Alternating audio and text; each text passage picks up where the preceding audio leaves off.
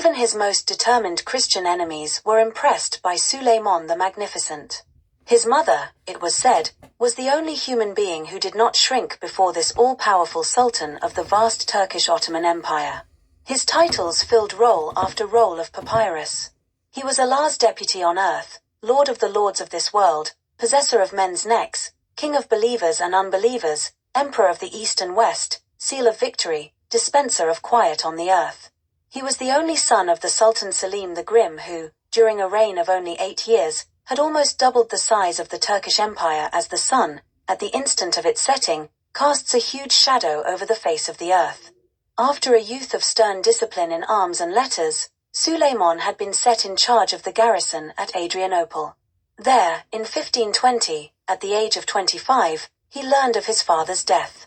10, the lucky number of the Turks, stood forth in his horoscope and, as 10th Sultan of the Osmanli line, the perfecter of the perfect number, he was acclaimed with wild enthusiasm in Constantinople, his capital.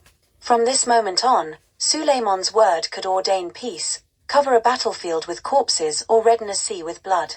Intending well by mankind, he began by choosing the first of these alternatives. He released 600 Egyptians, unjustly held prisoner by his father, and indemnified those Persian merchants whose goods had been confiscated by Selim. The enemies in his empire jeered. "He is just a boy," they scoffed. "A peacemaker with the courage of a woman." The rebellious governor of Syria decided to test Suleiman, and captured Damascus Castle and Beirut. Suleiman, after a 6-hour battle of sustained desperation under the walls of Damascus, forced the rebels to capitulate. The Hungarians, too, were muttering sullenly. They tortured and killed the Turkish ambassador to their country and sent his severed ears and nose to Constantinople. For answer, Suleiman led a furious assault on Belgrade, then the key to Hungary, sparing nobody.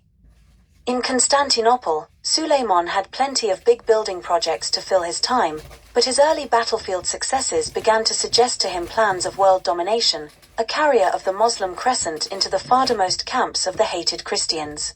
A place that looked ready for attack was Rhodes. This island, the seagate to Europe, was occupied by the Knights Hospitallers, an order vowed to the protection of universal Christian interests. Here, 2 years after he came to the throne, Suleiman sent his fleet. Because the whole island was ringed with steel, and every hill covered by artillery, the knights inflicted such casualties on the invaders that a serious mutiny broke out in the Turkish forces. A few weeks later Suleiman arrived in person to direct operations and punish troublemakers. "Slaves, for I cannot find it in my heart to call you soldiers, what kind of men have you become?" the young sultan stormed. The reprimand had its effect. A renewed and deadly Turkish assault broke the exhausted knights. In victory, Suleiman was generous.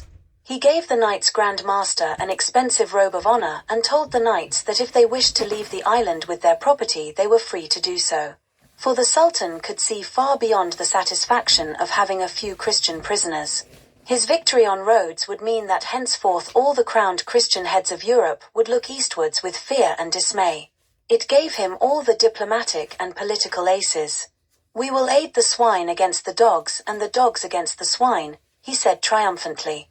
Suleiman's elite corps of soldiers were called Janissaries. They were recruited from the sons of Christians captured in battle and once, early in his reign, they rebelled against the cast-iron discipline. The Sultan was wise enough to grant them reasonable concessions and his prompt action nipped in the bud a palace revolution. When this trouble had been sorted out, Suleiman decided to teach a lesson to the valiant King Louis of Hungary who, in the midst of a divided Europe, was rash enough to try his strength against the Turks. At the head of 100,000 men Suleiman took the well-remembered road to Belgrade and Sofia. The armies clashed by the Danube and there Suleiman found that 32 Hungarian knights had sworn to kill him or die. Hewing and slashing their way, they penetrated the royal bodyguard, but one by one they vanished from sight as the maddened Turks cut them down. Suleiman was saved, but the Hungarian king perished miserably in the general rout of his armies. He met his end in the mire, still astride his white steed, dragged down by the weight of his armor, and drowned. Henceforth Suleiman regarded himself as the chief referee in disputes between European kings. But he suffered a serious reverse at the hands of the Austrians at Vienna. For Europeans, the Austrian victory was a vital one, for a Turkish win at Vienna might have meant the disappearance of the cross in Europe and the establishment of the fiercely militant Moslem Crescent. Warned off Europe, Suleiman's next goal was Persia. He sent off an advance army under his Grand Vizier and lifelong friend, Ibrahim, and following up this vanguard, Suleiman took Baghdad and with it city after city. The path of victory was smooth. For all that the campaign was a failure, because Ibrahim failed to establish satisfactory lines of communication. And because of that, the Persians were able to charge one night on the Sultan's sleeping army and decimate entire regiments. Suleiman had no mercy for his old friend's failure. Back in Constantinople, Ibrahim was invited to the royal palace for dinner. When he retired to his bedroom for the night, the Sultan sent an assassin to knife him to death.